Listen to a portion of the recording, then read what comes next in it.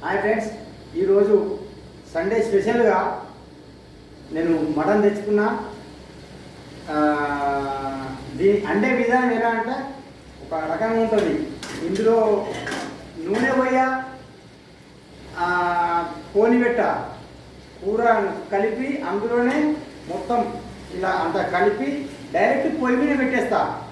పొయ్యి మీద పెట్టేసి మనకు అల్లం వెల్లిపాయ, తర్వాత ఈ మసాలా, కారపొడి, ఉప్పు అన్ని రకాల వేసి దీన్ని డైరెక్ట్ మనం పొయ్యి మీద ఎక్కించుకోవచ్చు.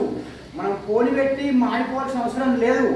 తర్వాత దాన్ని ఏం చేయాలంటే మనం కాస్త చేయి కడుక్కోవాలి.